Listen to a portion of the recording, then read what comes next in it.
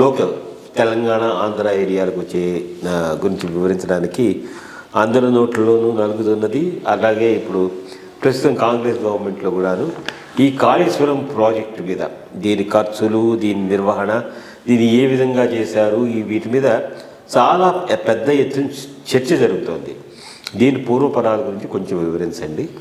అట్లాగే మరి ఆంధ్రప్రదేశ్ దాటి మనం తెలంగాణ దాటి ఆంధ్రప్రదేశ్కి వెళ్తే అక్కడ మనం చూస్తుంటే గత వారం రోజులుగా ఈ పక్క వాళ్ళు ఆ పక్కకి, ఆ పక్క వాళ్ళు ఈ పక్కకి దూకడం జరుగుతోంది.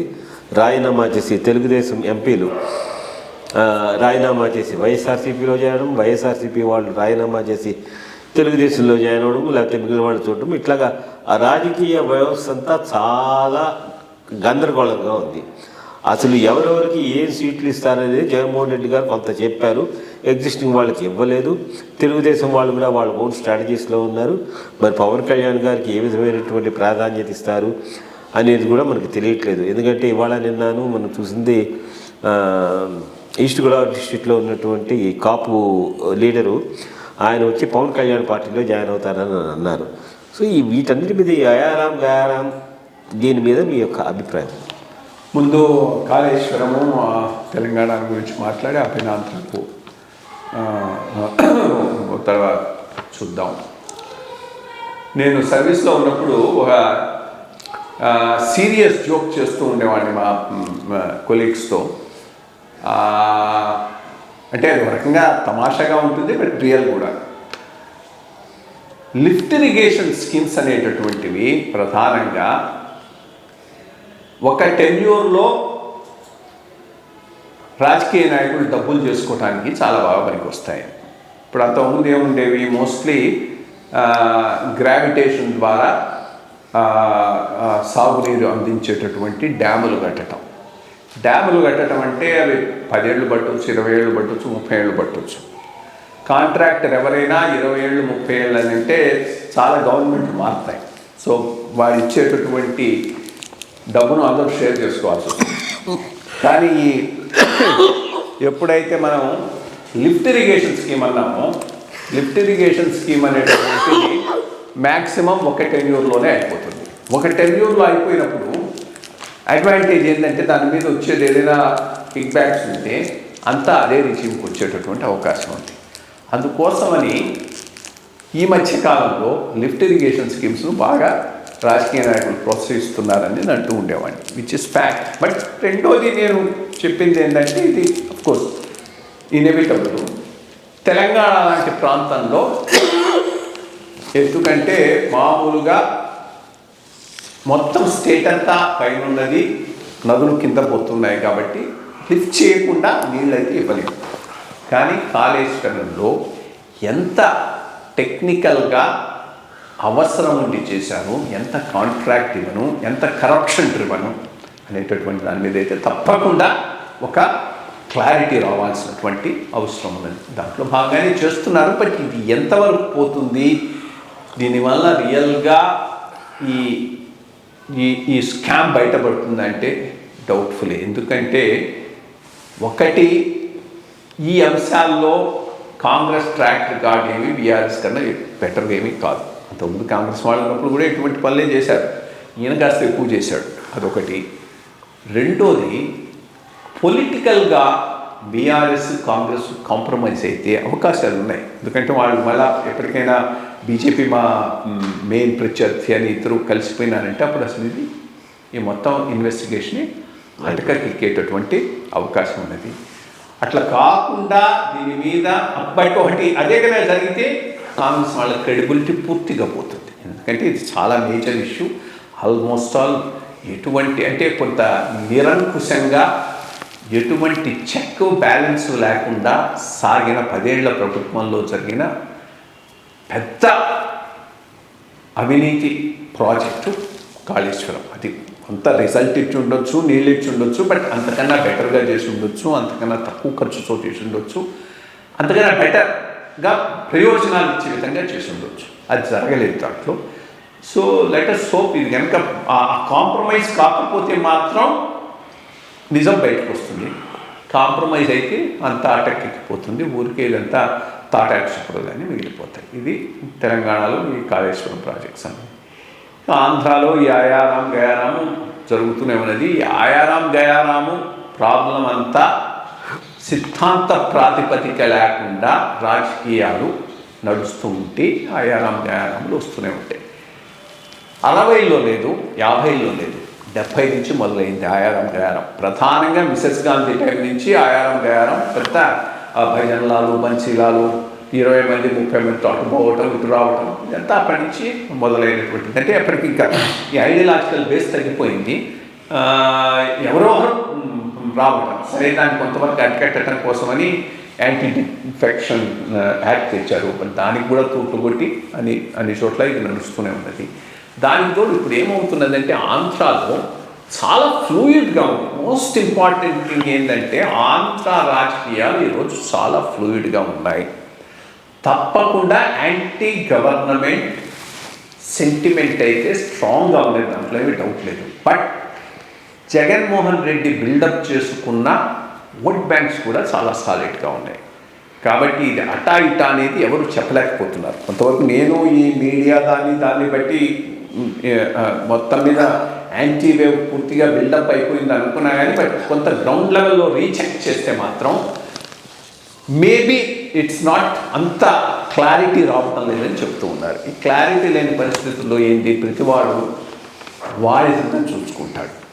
సో ఇక్కడ వాడి సిద్ధం చూసుకోవడంతో ఈయన ఒక పెద్ద ఎక్సర్సైజ్ మొదలెట్టాడు. ఇది ఉన్న వాళ్ళని తీసేసి కొత్త వాళ్ళకి ఇవ్వటం, వాళ్ళ మీద అసెస్మెంట్ చేయటం, తెప్పించుకోవడం. ఇది మోర్ ఇంపార్టెంట్లీ తెలంగాణ ఎలక్షన్స్ తర్వాత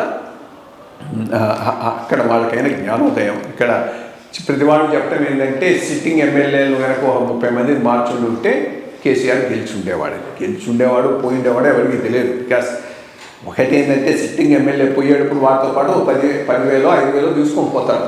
ఇట్స్ నాట్ దట్ వాడు జస్ట్ లైక్ దట్ బయటికి పోతారని కాదు. అప్పటికే వాడు 5 ఏళ్లలో చిన్న ఓట్ బ్యాంక్ బిల్డప్ చేసుకుంటాడు, వాడు ఓట్ బ్యాంక్ వాడితో పోతుంది. సో అది ఏ రకంగా ఎలక్షన్ల మీద ప్రభావం చూపుతుందనేది ఎలక్షన్లు అయిన దాకా ఎవరు చెప్పలేరు. సో ఇప్పుడు ఈయన ఉన్న వాళ్ళని చేంజ్ చేసి కొత్త వాళ్ళని పెట్టడం వల్ల ప్లస్ అవుతుందా మైనస్ అవుతుందా అనేది ఎవరు ఇప్పుడు చెప్పలేరు. 2 నెలల తర్వాత ఎలక్షన్ తర్వాతనే చెప్పగలుగుతాం. కానీ కొంతమంది స్ట్రాంగ్ లీడర్స్ అటు నుంచి చూస్తున్నారు, ఇటు నుంచి అటుపోతున్నారు. మీరు అన్నట్టు అది ఒక ఇంపార్టెంట్ ఫ్యాక్టరు. ముద్రగడ్డ పద్మనాభం గారు ఎటు పోతారు, వైఎస్ఆర్సీపీకి అయితే పోనని చెప్పారని న్యూస్ పేపర్స్ చెప్తూ ఉన్నాయి. పోకపోతే మరి జనసేనలోకి పోతాడా, తెలుగుదేశంలోకి పోతాడా చూడాలి. జనసేనలో కనుక ఆయన పోతే కాపు ఓట్ కన్సాలిడేట్ అవుతుంది. But at the same time ఇతర ఓటు మైనస్ అయ్యే అవకాశం కూడా ఉంది. ఎందుకంటే ఈయన స్ట్రాంగ్ కమ్యూనిటీ లీడర్. సో సిట్టి బలిజా ఈ కమ్యూనిటీస్ కొంత దూరం కావచ్చు పాసిబిలిటీ అయితే ఉంది. ఒకటి ఆయన వీటికి జాయిన్ అయితే మాత్రం బార్గెనింగ్ కెపాసిటీ జనసేనకు పెరుగుతుంది. బికాజ్ ఈస్ట్ వెస్ట్ గోదావరిలో ఒక వర్గం పూర్తిగా వాళ్ళతోనే ఉండిపోయేటటువంటి అవకాశం ఉంది. కాబట్టి కొంత బార్గెనింగ్ కెపాసిటీ జనసేనకు విసావి తెలుగుదేశం పెరిగేటటువంటి అవకాశం ఉంది. మూడోది నేను ఒకటి చూస్తూ ఉన్నది ఈ కాస్ట్ కాలిక్యులేషను, కాస్ట్ కాంబినేషన్స్, ఇవన్నీ మనం ఎలక్షన్ల ముందు చేసేటటువంటి అనాలిసిస్లు. జనాలు mostly beyond cost considerations vote చేస్తారు. అదొక బ్రాడ్ ట్రెండ్ని బట్టి పోతారు. కానీ ఈ పర్మిటేషన్స్ కాంబినేషన్స్ ఎప్పుడు వర్కౌట్ అవుతాయంటే పెద్దగా వేవ్ లేనప్పుడు. స్ట్రాంగ్ యాంటీ ఎస్టాబ్లిష్మెంట్ ఓటు కనుక బిల్డప్ అయిందంటే ఇవేమీ పనిచేయవు. Strong anti establishment vote buildup కాకుండా మార్జిన్లో కనుక గెలుపు ఓటములు ఉంటే ఈ కాస్ట్ కాంబినేషన్స్ ఇవి కూడా వర్కౌట్ అయ్యేటటువంటి అవకాశం ఉంది. చూడాలి. ఆంధ్ర ఈ లీడర్లందరూ కొంతమంది as some of them maybe strong leaders, వాళ్ళు కొంత ఫాలోయింగ్ ఉండొచ్చు. ఫాలోయింగ్ లేని లీడర్ ఎటుపోయినా కానీ దానివల్ల వీళ్ళకు ప్రయోజనం లేదు, వాళ్ళకు ప్రయోజనం లేదు. అతన్ని బట్టి జరిగేటటువంటి ఓటింగ్ ఏమీ ఉండదు. బ్రాడ్గా ఆంధ్రాలో రేపు జరగబోయే ఎలక్షను జగన్మోహన్ రెడ్డి గారికి అగెనెస్ట్గా ఉన్న స్ట్రాంగ్ యాంటీ ఎస్టాబ్లిష్మెంట్ సెంటిమెంట్ ఒక సైడు, ఆయన క్రియేట్ చేసుకున్న ఓట్ బ్యాంక్స్ ఇంకో సైడు. మరి ఈ ఓట్ బ్యాంక్స్ 100% ఓటేస్తాయా? I doubt it. ఈ యాంటీ సెంటిమెంట్ ఉన్న ఓట్ బ్యాంక్స్ మాత్రం 100% అగెనెస్ట్గా ఓట్ చేసే అవకాశం ఉంది. అందుకనే నేను అడ్వాంటేజ్ తెలుగుదేశం అనుకున్నాను. గ్రౌండ్ లెవెల్ ఫీడ్బ్యాక్ మిక్స్డ్గా వస్తున్నది కాబట్టి too early to say, maybe ఒక నెల 2 నెలల తర్వాత క్లారిటీ రావచ్చు ఆంధ్రాలో.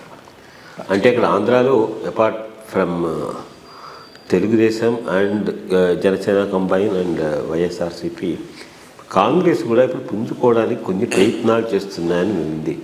దీనివలన ఓటింగ్ ప్యాటర్న్లో స్ప్లిట్ రావడానికి అవకాశం ఉందా? ఎందుకంటే వాళ్ళు పాతగా ఉండేటువంటి కాంగ్రెస్ వాదులందరినీ వెనక్కి పిలవడము ఇలాంటివన్నీ, అందులో షర్మిలాని మళ్ళీ తీసుకొచ్చి కాంగ్రెస్లో చేసి దాన్ని పునర్వైభవం తీసుకురావడం ఇవన్నీ ఉన్నాయి. అది ఏ విధంగా ఆంధ్ర ఎలక్షన్స్ని ప్రభావితం చేయగలం? ప్రధానంగా కాంగ్రెస్ రివైవల్ జగన్మోహన్ రెడ్డి గారికి దెబ్బ కొడుతుంది, దాంట్లో ఏమీ సందేహం లేదు. ఎందుకంటే కాంగ్రెస్కు వచ్చే ఓట్ బ్యాంక్ అంతా జగన్మోహన్ రెడ్డి ఓట్ బ్యాంక్ నుంచి పోయేది. సో కాంగ్రెస్ ఎంత బలపడితే అంతవరకు జగన్మోహన్ రెడ్డి వీకన్ అయ్యేటటువంటి అవకాశం ఉంది. ఆ పరిస్థితులు కూడా కనిపిస్తున్నాయి. బట్ 2024 వరకు పెద్ద దాని ప్రాబల్యం ఉండకపోవచ్చు. వచ్చిన ఏదో వస్తారు, ఇచ్చేస్తారు, కానీ యాంటీ ఎస్టాబ్లిష్మెంట్ ఓట్ అయితే ఇప్పటికే టీడీపీ దగ్గర కన్సాలిడేట్ అయిపోయింది కాబట్టి అదేం కాంగ్రెస్కి రాదు. కొంత జగన్మోహన్ రెడ్డి ఓట్ బ్యాంకులు చీల్చగలదా? అది 24 నేను అనుకోను, 29కి చీల్స్తుందేమో, కానీ 24కు దాని ప్రభావం ఉండకపోవచ్చు. ఇక బీజేపీ ఒంటరిగా పోతే ఈ తడవ మాత్రం తప్పకుండా ఒక రీజనబుల్ పర్సంటేజ్ ఓట్లు బీజేపీకి వెళ్ళిపోతాయి. దాంతో యాంటీ ఎస్టాబ్లిష్మెంట్ అంతవరకు చీలేటటువంటి అవకాశం ఉన్నది. అది అది అది ఎవరికి అడ్వాంటేజ్ అంటే డెఫినెట్లీ రూలింగ్ పార్టీకి అడ్వాంటేజ్గా ఉండేటటువంటి అవకాశం. బట్ ఎంత చిల్లగలుస్తుంది, ఎంత సస్టైన్డ్గా వాళ్ళు వర్క్ చేస్తారనే దాని మీద ఆధారపడి ఉంటుంది. సో మంచి విషయాలు చెప్పారండి. అంత వానలు వరదలు వచ్చిన రైతు బిడ్డలకి చక్కటి